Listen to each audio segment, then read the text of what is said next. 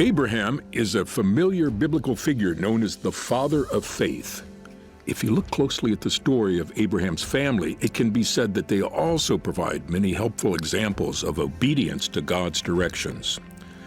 When he was 75 years old, the Lord spoke to him and commanded him, "Go from your country, your people, and your father's household to the land I will show you."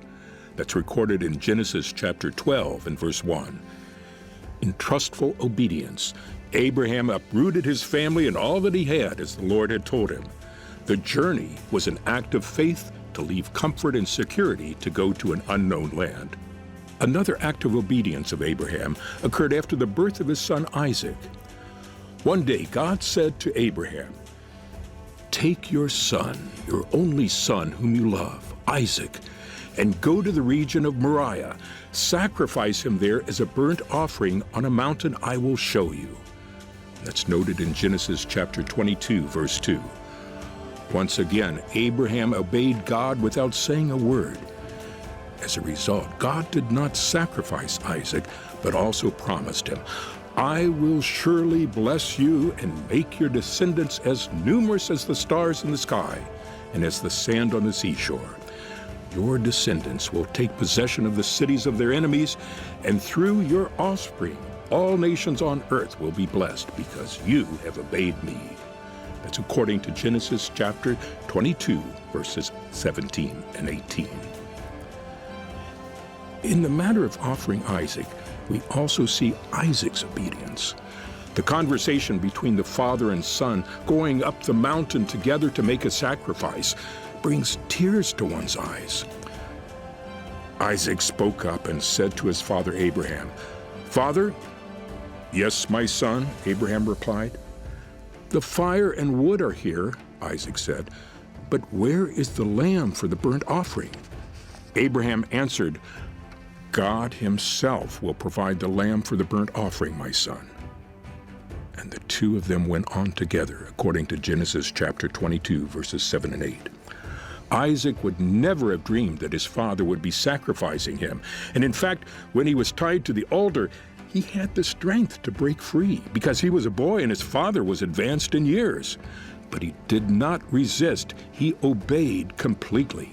And as a result, not only did he not die, but he later inherited all the blessings God gave to Abraham. Well, what about Abraham's wife, Sarah? The Bible has two records of her following Abraham in faithful obedience, both before she gave birth to Isaac.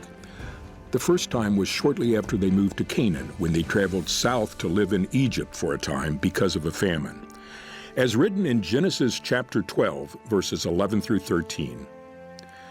As he was about to enter Egypt, he said to his wife Sarah, "I know what a beautiful woman you are.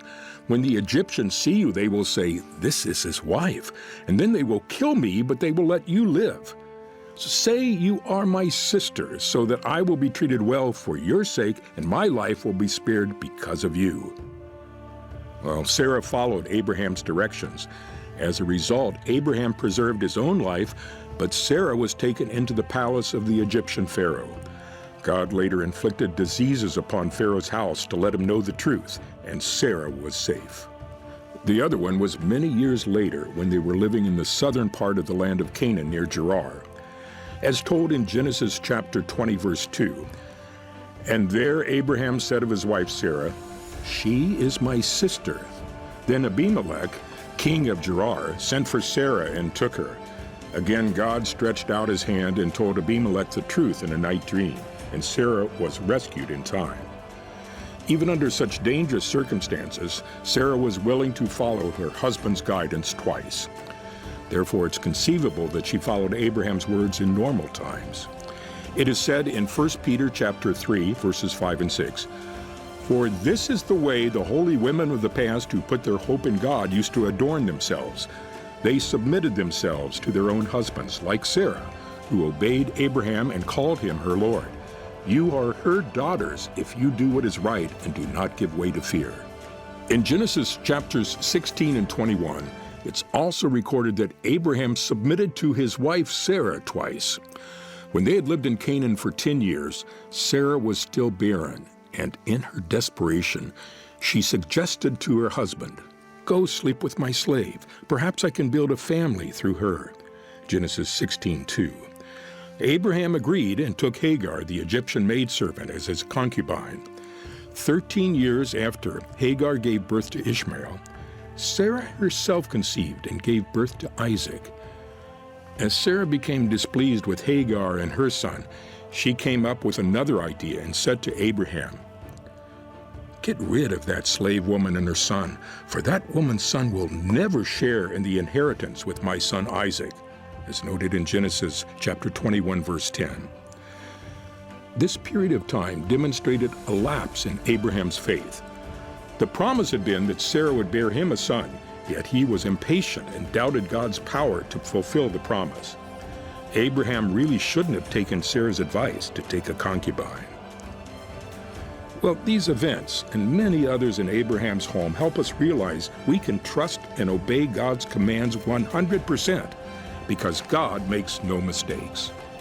However, we may need to check first whether we are instructed by God or by people. If it's according to God's will, then do it. Otherwise, as the Lord's apostles have taught and as recorded in Acts chapter 5 and verse 29, we must obey God rather than human beings. May each of us in our families today learn from this biblical leader and his family centuries ago to follow God faithfully each step of our lives.